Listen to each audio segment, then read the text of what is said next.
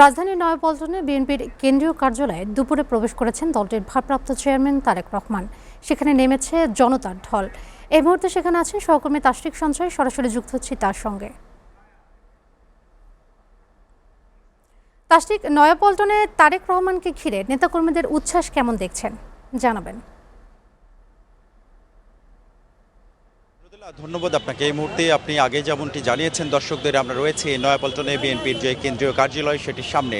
এখানে কিন্তু প্রায় ১৯ বছর পর আজকে এই প্রথমবারের মতো অর্থাৎ নির্বাসিত জীবন শেষ করে এখানে এসে পৌঁছেছেন তারেক রহমান আজ দুপুরে, এবং দুপুরের পর থেকে কিন্তু তিনি ভিতরে দাপ্তরিক যেসব কার্যক্রম সেগুলো চালিয়ে যাচ্ছেন, এবং তিনি যখন প্রবেশ করেন তাকে কিন্তু দলটির জ্যেষ্ঠ যে নেতৃবৃন্দ তারা স্বাগত জানিয়েছেন, এবং এরপর তিনি কিন্তু কার্যালয়ের বারান্দায় এসে এখানে যে জনসমাবেশ সৃষ্টি হয়েছে তাদের উদ্দেশ্যে কিন্তু মাইকে কিছুক্ষণ সময় কথাও বলেছেন। যদিও এটিকে আমরা আনুষ্ঠানিক ভাষণ বা বক্তব্য বলতে পারি না, তবুও তিনি সেই বক্তব্যের মধ্যে কিন্তু সাধারণ মানুষকে আহ্বান জানিয়েছেন যে যার যতটুকু সামর্থ্য তা নিয়ে নতুন করে দেশ গড়ার জন্য একটি আহ্বান জানিয়েছেন।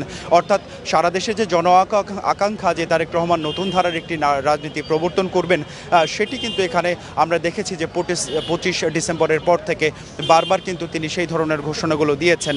আপনারা দেখতে পাচ্ছেন না আমার ক্যামেরার চিত্রে যে এই মুহূর্তে কিন্তু কোনো পথসভা নয়, কোনো জনসভা নয়, কিন্তু তবুও নয়াপল্টন এলাকা অনেকটাই জনসমুদ্রে পরিণত হয়েছে। অর্থাৎ আপাত দৃষ্টিতে দেখে মনে হবে এটি একটি জনসভা। তবে তারেক রহমান নেতাকর্মীদের বারবার আহ্বান জানিয়েছেন যে জনদুর্ভোগ এড়িয়ে যেভাবে রাজনৈতিক কর্মকাণ্ড চালানো যায় সেটি কিন্তু করার জন্য তিনি বারবার বলেছেন তার দলীয় নেতাকর্মীদের, এবং সেই অনুপাতে কিন্তু দলীয় নেতাকর্মীরা অনেকটা অনুসরণ করার চেষ্টা করছে যে যতটা সম্ভব জনদুর্ভোগ এড়িয়ে তাদের কার্যক্রম চালিয়ে যাওয়া। আর নিরাপত্তার যে কথাটি সেটি তারেক রহমানের এই যে রাজনৈতিক চলাফেরা, এখানে প্রোটোকল দিচ্ছেন কিন্তু আইনশৃঙ্খলা বাহিনীর পাশাপাশি সিএসএফ রয়েছে। এছাড়া আমরা দেখেছি আজ কিন্তু এখানে র্যাবের ডগ স্কোয়াডকেও থাকতে দেখেছি, এবং তারা তারেক রহমান এখানে উপস্থিত হওয়ার পরেও কিন্তু পুরো এলাকাটি পর্যবেক্ষণ পরিদর্শন করেছেন। আমাদের সাথে নানা স্তরের নেতাকর্মীরা রয়েছে, তাদের সাথে খানিকক্ষণ আমরা কথা বলার চেষ্টা করব। আমরা জানি যে 24-এর যে অভ্যুত্থান, এই অভ্যুত্থানে কিন্তু তরুণ যে প্রজন্ম নারী পুরুষের আমরা বেশ ব্যাপক একটা অংশগ্রহণ দেখেছি, এবং সেখানে দেখেছি নারীরা সম্মুখভাগ থেকে নেতৃত্ব দিয়েছেন। আমাদের সাথে রয়েছেন জাতীয়তাবাদী আদর্শ ধারণ করে যারা রাজনীতি করে এমন কিছু তরুণী, আমরা তাদের সাথে কথা বলার চেষ্টা করব।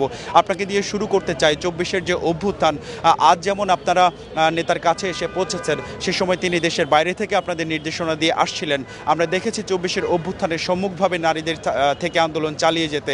তখন আসলে অনেক দূরে থাকা একজন নেতার নির্দেশনা অনুযায়ী নিজেদের জীবন বাজি রাখতে আপনাদের কেমন অনুভূতি ছিল? দীর্ঘ 17 বছর পর আমাদের লিডার দেশে এসেছে, কিন্তু 17 বছর সে ছিল না বলে যে দেশে যে তার শক্তি কমেছিল সেটা নয়, তার উপস্থিতি ছিল না কিন্তু তার শক্তি ছিল। একটা লিডারের যে শক্তি থাকা দরকার, যে তার কথার মাধ্যমে নেতৃত্বের মাধ্যমে পুরো জনগণকে শক্তি দিয়ে দেওয়া, সেটা সে সঠিকভাবে দিয়েছিল। ধন্যবাদ আপনাকে। রোদেলা, আপনি নিশ্চয়ই জানেন যে তারেক রহমান কিন্তু দেশে ফেরার আগে থেকেই অর্থাৎ 5 আগস্টের যে অভ্যুত্থান পরবর্তী যে পরিবর্তিত বাংলাদেশ, এই বাংলাদেশে তিনি বারবার কিন্তু বদলে যাওয়া রাজনীতির কথা বলছিলেন। আজ যিনি তখন নেতাকর্মীদের উদ্দেশ্যে যখন কথা বলেন তখন তিনি এই কথাটিও কিন্তু উল্লেখ করেছেন যে নিজেকে এমনভাবে গড়ে তুলতে হবে, নিজের দেশের রাস্তার সড়কে যদি একটি কাগজও অপ্রয়োজনীয়ভাবে পড়ে থাকতে দেখা যায় সেটিকেও সরিয়ে ফেলতে হবে। আমরা নানা স্তরের নেতৃবৃন্দের সাথে কথা বলবো বলেই জানিয়েছি। আমরা তরুণদের সাথে কথা বলেছি। এবার একটু আসতে চাই বয়োজ্যেষ্ঠদের কাছে। আপনারা দীর্ঘদিন রাজনীতি করছেন, জাতীয়তাবাদী দলের রাজনীতি করছেন, এবং বিগত সময় ক্ষমতার বাইরে থেকে আপনাদের রাজপথেও দেখা গেছে বিভিন্ন রকম আন্দোলন সংগ্রাম চালিয়ে যেতে। এখন আপনাদের দলটির যে ভারপ্রাপ্ত চেয়ারম্যান তিনি দেশে এসেছেন এবং আপনাদের সরজমিন নিয়ন্ত্রণ করছেন। আগামীর বাংলাদেশে আপনাদের রাজনীতি কেমন গতিশীল হবে বলে মনে করছেন? বিসমিল্লাহির রহমানির রহিম। দীর্ঘ 17 বছর পরে দেখেছেন আপনারা আমাদের ভারপ্রাপ্ত চেয়ারম্যান জনাব তারেক রহমান দেশে ফিরেছেন। তার স্বদেশ প্রত্যাবর্তন হয়েছে 25শে ডিসেম্বর। তার আগমন সারা বাংলাদেশের, শুধু আমাদের নেতাকর্মীদের নয়, তার সংগঠনের লোকজন নয়, সারা বাংলাদেশের জনগণ ব্যাপক সাড়া দিয়ে তাকে অভ্যর্থনা জানিয়েছেন, এবং ব্যাপকভাবে সারা বাংলাদেশের লোক খুব স্বতঃস্ফূর্তভাবে আনন্দ উপভোগ করেছেন তার আশাকে কেন্দ্র করে। কিন্তু দীর্ঘ 17 বছরে আমরা যারা এই দেশে ছিলাম, উনি বিদেশে ছিলেন, কিন্তু ওখান থেকে আমাদেরকে যেভাবে যা নির্দেশ আদেশ করেছেন আমরা কিন্তু সেভাবেই তার কাজগুলো আমরা যথাযোগ্য আদেশগুলো পালন করেছি। সেটা কি জন্য করেছি? শুধুমাত্র আমার নেতার জন্য না, দেশের জন্য, দেশের জনগণের জন্য। আর আমার নেতা, আমার প্রিয় লিডার জনাব তারেক রহমান এমন একজন লিডার এবং এমন একজন স্বদেশ প্রীতি লোক। উনি এরকম একজন ব্যক্তি, স্বদেশের, তার দেশের প্রতিটা লোককে উনি খুব আন্তরিকতার সাথে ভালোবাসেন।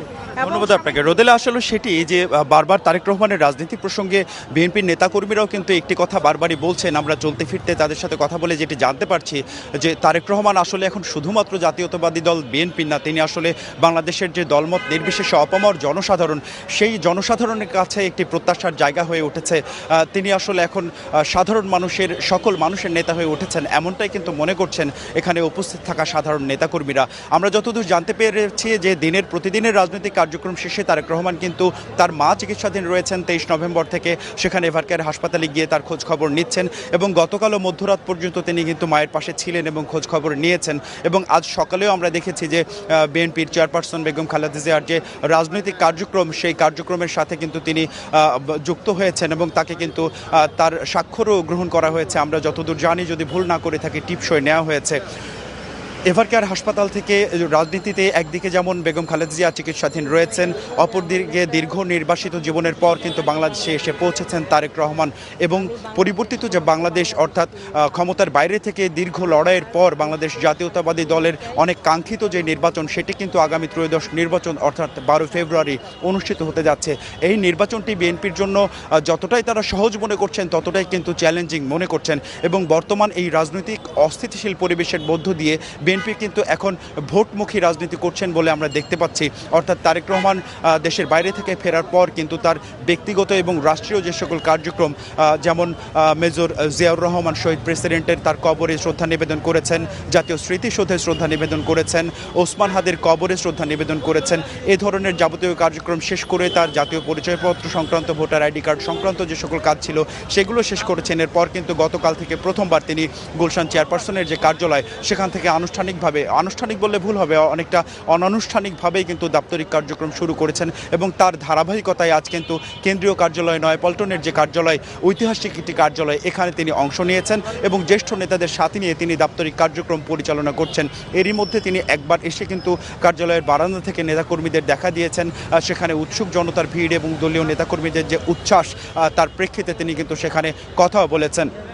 নয়াপল্টনের যে কেন্দ্রীয় কার্যালয়, এর সামনে থেকে আসলে বলার মতো কথা আমাদের কাছে এই মুহূর্তে এটুকুই রয়েছে। এভারকেয়ারে গিয়ে যদি আমরা বেগম খালেদা জিয়া সংশ্লিষ্ট বা তারেক রহমান সংশ্লিষ্ট বা বিএনপির আজকের রাজনীতি সংশ্লিষ্ট অন্য কোনো আপডেট পাই, নিশ্চয়ই সেটি আমরা তুলে ধরবো এসএটিভির দর্শকদের জন্য। রোদেলা, ধন্যবাদ।